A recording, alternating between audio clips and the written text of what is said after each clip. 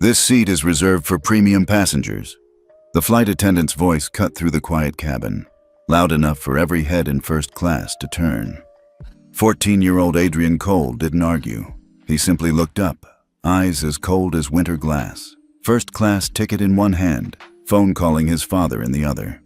Slowly, he stood, stepping aside as whispers spread. Nobody knew who he was. Nobody guessed what that single call would trigger. 5 minutes later, 180 airports would freeze, and the skies would learn a lesson about power, dignity, and the cost of underestimating the quietest passenger on board.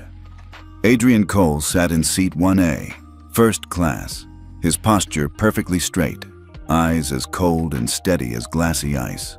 In one hand, the embossed ticket that clearly read, First Class, Seat 1A. In the other, a sleek phone with an active call screen glowing faintly. Alexander Cole, his father, ringing somewhere thousands of miles away. The cabin was hushed until the sharp cadence of heels tapped closer. Clara Benton, the lead flight attendant, stopped beside his seat, her professional smile tight, her eyes sharp. "Sir," she began, her tone polite but undercut with authority, "I believe you're in the wrong seat." Adrian didn't respond immediately. He simply looked up, gaze unflinching. "This is my seat," he said, voice calm, quiet, and absolute. Clara leaned in slightly, her tone firming. "Seat 1A is reserved for premium travelers. This is unusual." She glanced at his ticket, lips tightening, and then smiled thinly. "There's been a change. We'll need to move you." Her words were meant for him, but loud enough for the surrounding passengers to hear. A few curious heads turned. A man in 1B raised an eyebrow. A woman across the aisle whispered to her companion. Adrian said nothing more. The phone still hummed quietly in his hand, his father's call unanswered. Clara's voice cooled a degree. "This seat has been reassigned for a special guest, someone of particular importance." The implication dripped between her words. Whispers spread like ripples in still water. "Who is it for?" someone muttered. "Maybe a politician's son." Adrian's expression didn't flicker. Without a word, he slid his ticket into the inside pocket of his blazer. He stood slowly, movements deliberate, as if each step was measured against something invisible. Clara, sensing victory, gestured down the aisle. "Your new seat is prepared in economy." The distance from first class to economy felt longer than the cabin itself. Eyes followed him, some curious, others amused. In row 34, the narrow middle seat awaited him, crammed between a man tapping furiously on his laptop and a woman scrolling on her phone. Adrian lowered himself into the cramped seat without complaint. The cold glint in his eyes didn't fade. It only sharpened. His phone still displayed the active call screen. Alexander Cole had yet to pick up. Somewhere far from the cabin, in a corporate boardroom, a muted phone vibrated across a polished oak table. No one yet realized that the quiet boy now seated at the back was holding more than a boarding pass. He was holding the first thread in a chain that could shake the skies. The shuffle of feet and the murmur of quiet amusement followed Adrian as he moved down the aisle.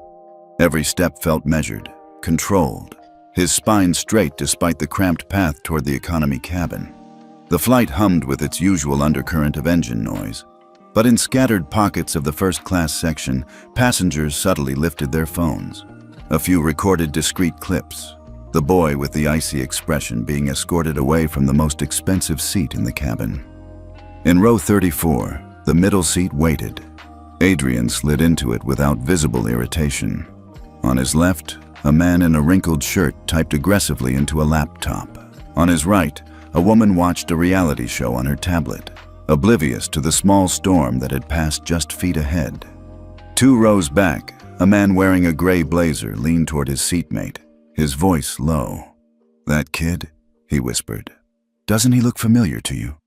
His companion glanced briefly at Adrian, then back to him, brow furrowed.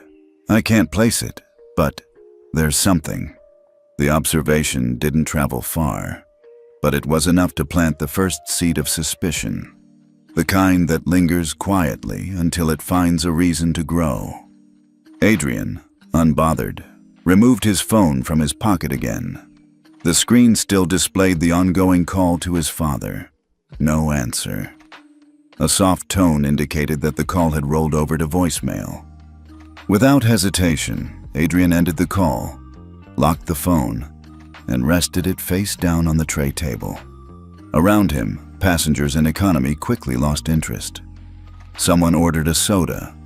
Someone else asked for headphones, but the man in the gray blazer glanced over his shoulder one more time, curiosity catching in his expression. Adrian reached into the inside pocket of his blazer and withdrew the first-class ticket. He studied it for a moment. The bold letters, Seat 1A, printed in black. His expression didn't change, but the faintest trace of a breath passed through his nose, a sound that could almost be mistaken for a silent laugh. Outside the narrow window beside him, clouds drifted across a pale sky. The hum of the aircraft was steady, lulling, but his eyes were sharp. Still, he said nothing. Somewhere in the front of the plane, Clara Benton was smiling, satisfied. She believed the matter resolved. She believed Adrian had been put in his place. In row 34, Adrian simply folded his ticket in half, slid it back into his pocket, and glanced at his phone screen once more. A single missed call notification glowed back at him. His father had seen his name. The skies above them were calm. For now, the hum of the engines filled the cabin as the minutes crawled forward. Adrian remained still, his posture unchanged, eyes fixed on the shifting light beyond the window. But movement from the aisle broke the steady rhythm. Clara Benton. She passed by with a practiced smile, checking overhead bins, adjusting cabin curtains. Yet each time her gaze swept toward row 34, there was the faintest trace of satisfaction in her expression, as though the sight of Adrian wedged into a middle seat confirmed some unspoken victory. As she reached the front of economy again, her voice lifted, just enough for several passengers to hear. "Some people think a ticket is all it takes to be in first class," she said to a junior attendant, tone light but lined with steel. "They don't realize there's more to it than that." The junior attendant nodded awkwardly, glancing toward Adrian. Adrian didn't react. His fingers rested lightly on the edge of his phone, but his eyes never left the aisle. In first class, a minor commotion broke the quiet. A tall man in a tailored suit frowned at the glass in his hand. "This is not the drink I ordered," he said sharply. Clara stepped forward quickly, her smile snapping back into place. "My apologies, sir. I'll have it replaced immediately." The man's voice carried. "This is first class. I expect the standard to match." His irritation drew the attention of nearby passengers. Clara hurried to smooth things over, moving with crisp efficiency. She didn't glance toward economy as she passed Adrian's row again, but the edge of her voice returned when she spoke to the junior attendant. "Some passengers take their seats for granted. Others earn them." It was the kind of comment designed to sting and meant for a specific listener. Adrian's gaze tracked her movement without turning his head. He didn't flinch, didn't shift in his seat. But his eyes, the same cold, unyielding eyes that had met her in 1A, followed her every step. The commotion in first class died down. The dissatisfied passenger appeased. Clara returned to her duties, confident her earlier actions had gone unnoticed by the larger crew. But in row 34, Adrian's focus had not wavered once. Each detail, the drinks, the words, the faces, was quietly filed away. A soft chime from his phone vibrated against the tray table. A single notification pulsed on the dark screen. He didn't touch it. Not yet. Above them, the flight remained smooth. But tension, like the air at cruising altitude, was thinning, ready to shift with the slightest change. The cabin was quiet again, but Adrian's mind was not. Clara's words lingered in the air, but they slid past him like wind over steel. His phone, resting on the tray table, pulsed once more, a soft, steady light that no one else noticed. He unlocked the screen with a casual swipe. Instead of the usual home display, A dark interface emerged, lined with sharp silver text. Aero Ethics Protocol. Tier access detected. The screen shimmered faintly, awaiting input. A quiet hum built beneath the surface of the phone as Adrian scrolled. This was not an ordinary system. The Aero Ethics Protocol was the legacy of Dr. Evelyn Cole, his mother. Designed as a hidden safeguard, it monitored airline conduct for violations of ethics, passenger rights, and discrimination. It was never fully deployed. Until now. A quiet shift of air passed through row 34. Adrian's fingers hovered over the sequence pad. He didn't initiate anything yet. Timing mattered. Thousands of miles away, in a security control center in New Jersey, a bank of monitors displayed data streams from various flights. Among them, a junior systems analyst named Lewis spotted something odd. A Tier 1 handshake request pinging from Flight 729, currently en route to London. Mike, Lewis called to his supervisor. We've got a Tier 1 ping from a live flight. That shouldn't even be possible. Mike leaned over, frowned at the screen. Tier 1? That's Cole-level clearance. Are you sure this isn't a false flag? Lewis shook his head, eyes narrowing at the trace. The signal's encrypted, and it's not coming from the cockpit. It's coming from the passenger manifest zone. Mike straightened. Passenger side? That's not standard. Back on the plane, Adrian closed the Aero Ethics interface for now. The hum of the engines masked the faint shift in his breathing. His expression was unchanged, but the subtle flicker of the screen had been enough to set a chain reaction into motion hundreds of miles away.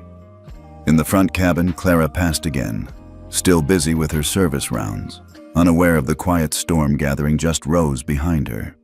Adrian leaned back, his phone resting in his palm. No rush. The moment wasn't here yet, but every variable was aligning, and when the timing was right, he wouldn't need to raise his voice or leave his seat. Somewhere in New Jersey, an encrypted signal blinked again on Lewis's screen. It's steady, he murmured. Whoever's holding that clearance, they're waiting. Adrian's gaze returned to the clouds outside. Waiting was something he understood very well. Adrian's thumb hovered over the screen for a moment, his expression unreadable. The Aero Ethics Protocol glowed faintly, waiting for his decision. Then, with the same calm precision that had marked his every move, he entered the command. Tier 1 lockdown. Engage. The confirmation was immediate. The phone vibrated once, the interface pulsing in a clean ripple of light.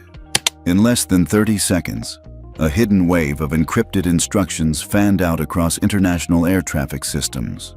In the control tower at JFK, a technician's monitor flashed red. Priority override. Ethics lockdown engaged. Boarding systems froze. Lounge entry systems glitched. VIP upgrades suspended mid-processing. At Heathrow, similar alarms triggered. The lead systems officer frowned. We just lost half our premium processing nodes. Simultaneously. Within 2 minutes, over 180 airports reported cascading failures. None of it traced back to Flight 729. At least, not yet. Adrian's phone displayed a steady pulse of status confirmations. He turned it face down on the tray table again, the action as casual as closing a book. But far away in Dubai International Airport, something unexpected happened. Their system also tripped into ethics lockdown, but the signature code was different, similar to Aero Ethics, but not identical. In the New Jersey Security Center, Lewis's brows knit together. Mike, we've got a problem. Dubai just flagged an override, but it's not from the Cole encryption tree. Mike leaned in, jaw tightening. You mean someone else is running a parallel lock? Lewis nodded slowly. And whoever it is, they're synced with Adrian's activation window, almost like they were waiting for it. Back on Flight 729, Adrian scrolled briefly through his phone's secure log. His gaze sharpened at a new notification. Secondary signal detected. Source: unknown. His jaw tightened slightly, not in fear, but in recognition that the field had just shifted. In first class, Clara Benton continued her service, unaware that the entire premium access grid was folding in on itself. She believed her earlier actions were done, that the boy in row 34 had been reduced to silence. Adrian leaned back in his seat, the hum of the engines filling the space around him. He didn't need anyone to know what had been set into motion. The lockdown was live. But now there was another player in the game. For Adrian, this wasn't a setback. It was a variable, and he knew exactly how to handle variables. In the FAA Operations Center in Washington, D.C., the usual hum of controlled chaos shifted into something sharper. Alarms were not blaring, but the tempo of voices had quickened. "Sir, we have a Tier 1 ethics lockdown across more than 180 airports," a senior systems coordinator reported, sliding a digital map onto the main display. Each glowing red point marked an affected airport. At the head of the room, Director Whitmore adjusted his glasses, his lined face impassive. He studied the map with the slow, calculated patience of someone who didn't just see a problem. He saw an opportunity. Whitmore had a history with Alexander Cole. Years ago, Cole Aviation had blocked one of Whitmore's favored policy proposals, costing him political capital. And now, the son of Alexander Cole was in the middle of a system-wide ethics disruption. "Source?" Whitmore asked coolly. An aide responded, "Primary trace links to Flight 729, passenger zone.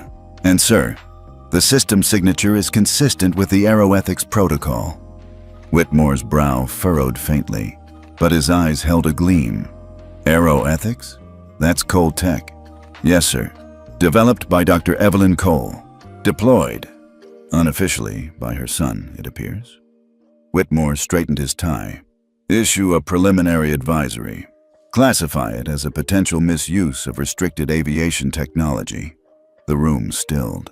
"Sir, you want to go public already?" Whitmore's smile was faint but sharp. "I want the record clear. This is not a system failure. This is Cole Aviation overstepping. Again." Across the country, news outlets began receiving anonymous tips. The phrasing was precise.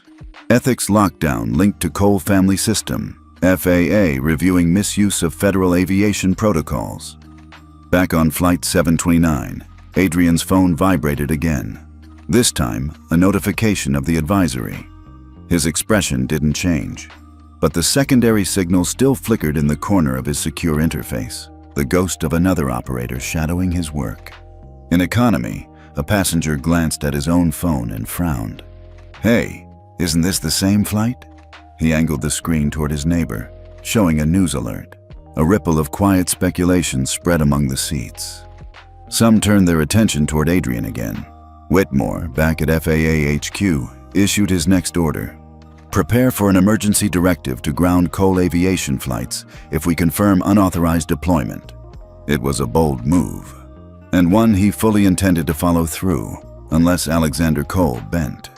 For the first time, the danger wasn't just Clara Benton's humiliation.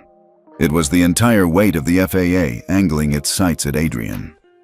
At FAA headquarters, the room was silent except for the low hum of servers. The trace was complete. The encrypted aeroethics signal had been matched with a manifest name. "Passenger identification confirmed," a technician announced, eyes fixed on the display.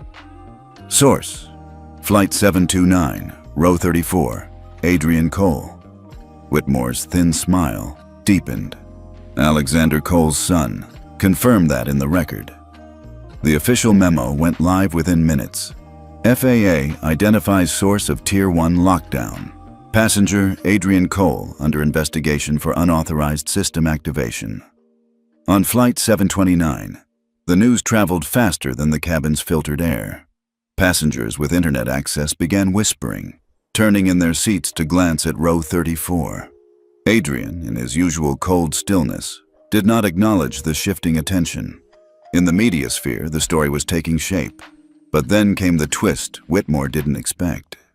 Mia Carter, an investigative journalist traveling incognito in first class, had caught the entire incident on camera. The footage was crisp. Clara Benton approaching 1A, speaking in that cool, cutting tone, asking Adrian to move. the boy's calm refusal. Her final assertion, "This seat is reserved for someone more important."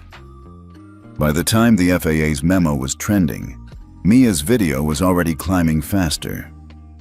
First-class discrimination shot to the top of social platforms. Comments erupted. "That's the CEO's son? She kicked him out just for how he looked?" No wonder the system went down. Within half an hour, the FAA's narrative was losing ground. The public wasn't seeing Adrian as a rogue operator. They were seeing a quiet teenager humiliated in front of a cabin of strangers. In the galley, Clara's phone buzzed with a message from her supervisor. "Report to HQ immediately upon landing. FAA request. Temporary suspension pending investigation." Her confident smile from earlier cracked. She stepped into the crew area, speaking in a low, urgent voice to another attendant. "They can't suspend me over this. It was a misunderstanding." The other attendant's expression was uneasy. "Clara, the video's everywhere." Clara's eyes widened. "What video?" Back in row 34, Adrian's phone remained face down on the tray table. He hadn't posted the video. He hadn't spoken a word to any passenger. But the truth was already flying faster than Flight 729 could cross the Atlantic. For Clara Benton, the turbulence was just beginning. The announcement came over the crew's secure channel mid-flight. Clara Benton was summoned to the forward galley by the captain himself. She arrived to find Captain Reynolds standing with a printed directive in hand, his face unreadable. "Ms. Benton," he began evenly, "the FAA has issued a temporary suspension effective immediately. Upon landing, you are relieved of active duty pending investigation into a Tier 1 ethics incident." Clara's face drained of color. "Captain, that's absurd. This is a misunderstanding. I followed protocol." Reynolds' expression didn't change. "The video circulating says otherwise.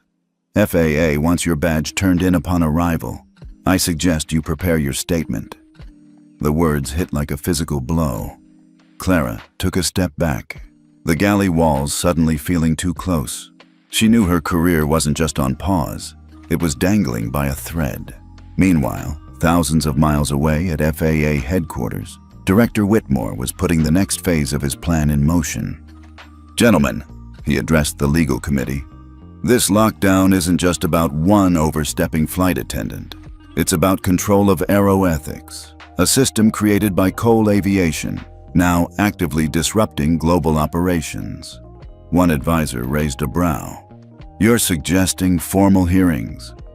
Whitmore gave a slow, deliberate nod. "Yes, and we'll require Alexander Cole to testify under oath regarding the deployment, security protocols, and oversight of aeroethics. His son may have activated it, but the system belongs to Cole Aviation. That makes this corporate liability."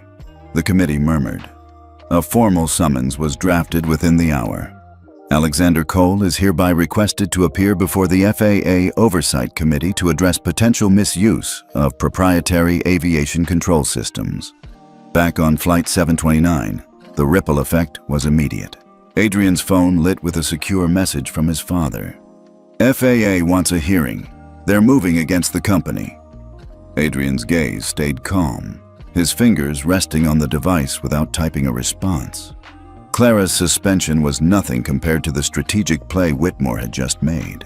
In first class, murmurs spread as the news leaked from the crew. "They've suspended her mid-flight," one passenger whispered. "And now they're going after Cole Aviation?" In row 34, Adrian's eyes drifted back to the clouds outside. Clara Benton's downfall was only the first stone. The FAA's aim was higher, and Adrian was already thinking 3 moves ahead. The turbulence had shifted from the sky to the market floor. By the time Flight 729 crossed the Atlantic midpoint, Cole Aviation stock had dropped 7%. Investors weren't reacting to technical glitches. They were reacting to uncertainty. In the Cole Aviation headquarters, a special board meeting had been called. The walls of the glass-walled conference room echoed with terse voices. "This lockdown is a PR disaster," one board member said sharply. "The FAA has their hooks in us, and the public thinks our systems are being misused." Alexander Cole sat at the head of the table, his voice measured. Aeroethics was designed to protect passengers, not disrupt them. We will clarify that in the hearing. Another director leaned forward. Clarification won't stop the slide. We've had 3 major institutional investors pause funding. Shareholders are worried we can't stabilize the system. A new voice entered the discussion.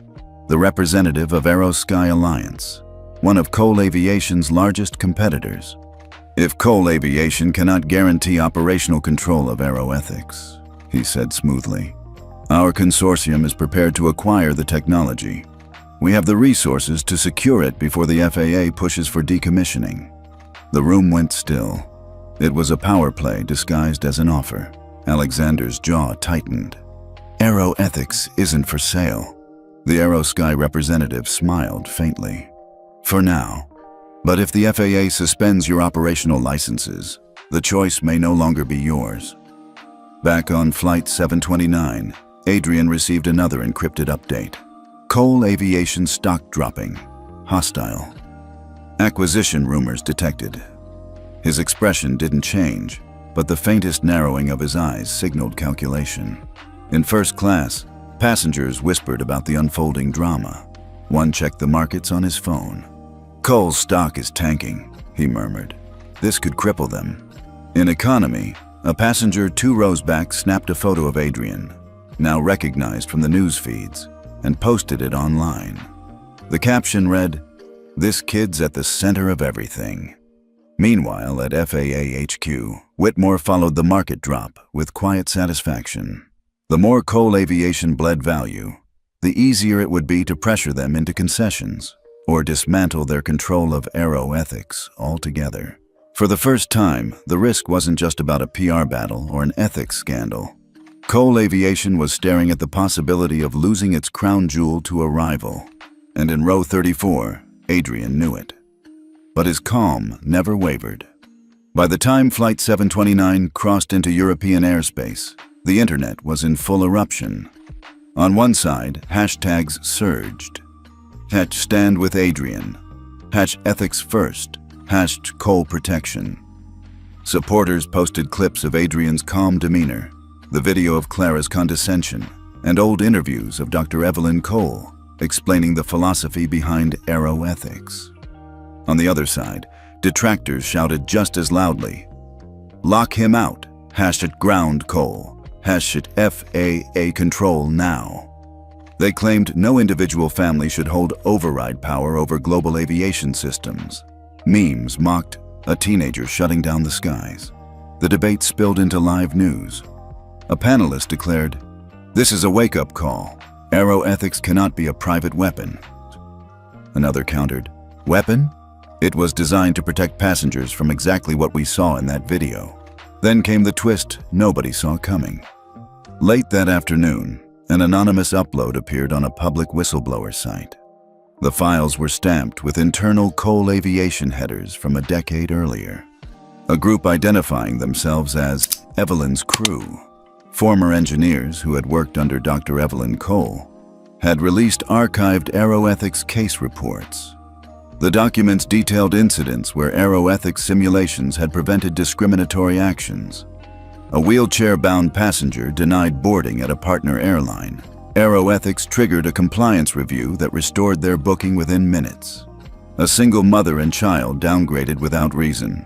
Aeroethics intervention secured their seats and led to a public apology. A group of foreign exchange students targeted by profiling. Aeroethics blocked the action and forced a crew retraining session. The stories went viral instantly. Headlines shifted. Aeroethics saved thousands. Cole system proven to protect vulnerable passengers. Support for Adrian swelled. Comment sections overflowed. So this is what they want to shut down? Figures. If FAA takes it, it'll just be buried like every other reform. In the FAA headquarters, Whitmore scowled at the shifting public sentiment. He had underestimated the emotional weight of Evelyn Cole's legacy. Back on Flight 729, Adrian scrolled briefly through the released documents. His face remained composed, but his grip on the phone tightened ever so slightly. His mother's work had always been more than just code. It was protection. It was memory. it was justice. The tide was turning. The world wasn't just debating whether he should have acted. They were beginning to debate whether they could afford for him not to. In the FAA conference room, tension had shifted from confident control to reluctant concession. Director Whitmore stood at the head of the table, the weight of public opinion pressing on every decision. His advisors whispered in low, urgent tones. "The optics are collapsing," one of them admitted. "The Evelyn Cole files have reframed the narrative. We can't present this as a rogue action anymore, not without backlash." Whitmore exhaled through his nose, clearly displeased. But the pressure from beyond FAA walls was mounting. The International Air Transport Association had weighed in that morning. Their statement was measured but firm. Passenger protections must be reinforced, not dismantled. Aeroethics proves the viability of such measures. By midday, the FAA and IATA convened in an emergency joint session. The conclusion was unavoidable. Aeroethics would not be dismantled. It would be codified. The official announcement rang out on every major news outlet. The Aeroethics passenger charter will be adopted as an international standard, effective immediately. But there was still one problem: the Tier 1 lockdown.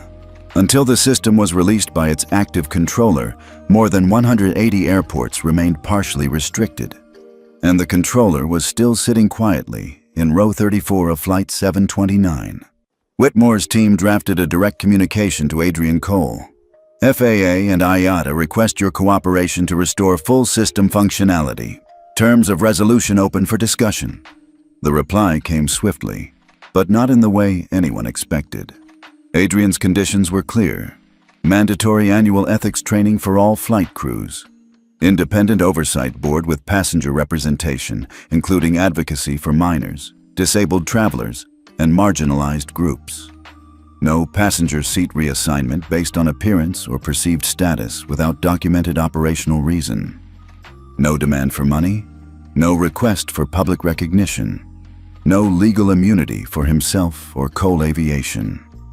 At FAA headquarters, the silence following the message was thick. One advisor finally muttered, "He's not asking for anything for himself, just protections." Whitmore's jaw tightened, but the decision was obvious. Approve it. Back on Flight 729, Adrian's phone displayed a final prompt. Aeroethics passenger charter enacted. Restore system access? His thumb hovered for a moment before tapping yes.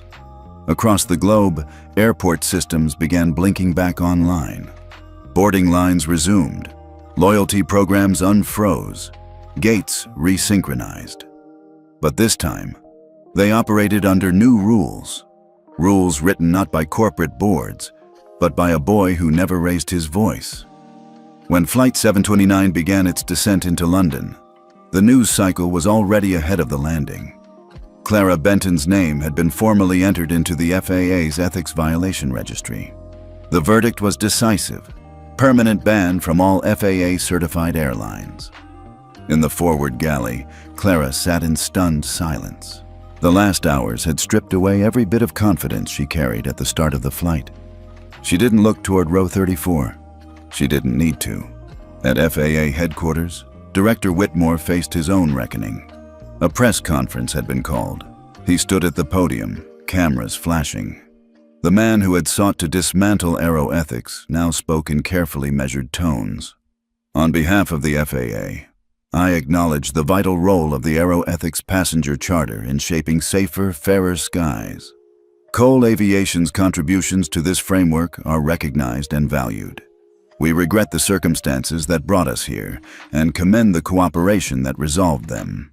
It wasn't just a policy reversal, it was a public concession."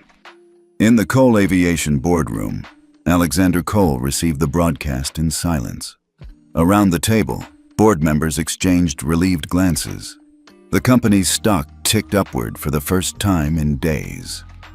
Back on Flight 729, a senior attendant approached Adrian. "Mr. Cole," she said carefully, "first class is ready for you, should you wish to move." Adrian's gaze remained steady, the same calm he'd carried from 1A to row 34. "I'll stay here." he said simply. The attendant hesitated, then nodded and withdrew. The seat in row 34 was no more comfortable than when he first sat in it, but the skies had shifted. As the landing gear deployed, Adrian powered down his phone. The Aeroethics interface closed quietly, its task complete. Yet as the device went dark, a final automated broadcast rippled through every airport still synced to the system. Across terminal screens from JFK to Heathrow, from Narita to Dubai, the message appeared: power isn't in the seat you're given. It's in how you make the skies fair for everyone. Aeroethics Protocol, passengers in lounges paused to read it. Staff glanced at each other. It wasn't signed with a name, but everyone who'd followed the events of the past 2 days knew who it belonged to. Flight 729 touched down smoothly at Heathrow. Passengers filed out, some casting quiet, knowing glances at the boy in row 34. Adrian stepped into the jet bridge without ceremony, disappearing into the steady flow of travelers. The world outside was already different.